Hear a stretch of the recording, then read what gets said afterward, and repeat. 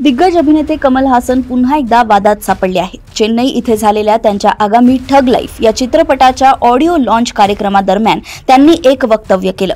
यावरून कर्नाटकात मोठ्या प्रमाणात निदर्शनं झाली आहेत। कन्नड भाषेचा उगम तामिळ भाषेतून झालाय असं ते या कार्यक्रमात म्हणाले।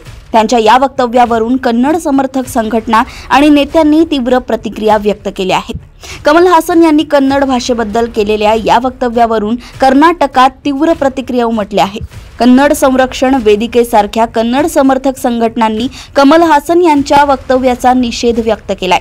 त्याचप्रमाणे त्यांनी अशी वक्तव्ये भविष्यातही केल्यास त्यांना गंभीर परिणाम भोगावे लागतील असा इशारा दिलाय। इतकंच नव्हे तर कन्नड समर्थकांनी बंगलोरमधील ठग लाईफ या चित्रपटाचे बॅनर सुद्धा फाडले आहेत।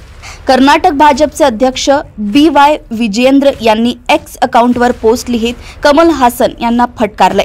कलाकारांनी सर्व भाषांचा आदर केला पाहिजे। त्यांनी केवळ कन्नड भाषेचाच अपमान केला नाही तर अभिनेते शिवराज कुमार यांचं नाव वापरून तामिळ भाषेची स्तुती करणं देखील चुकीचं आहे।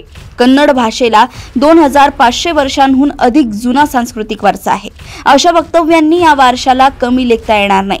कमल हासन यांनी याआधीही हिंदू धर्म आणि धार्मिक भावनांचा अपमान केला होता। आता त्यांनी 6,50,00,000 कन्नड भाषिकांच्या भावना दुखावल्या आहेत। त्यांनी कन्नड भाषिकांची निर्विवाद माफी मागावी अशी मागणी त्यांनी केली आहे।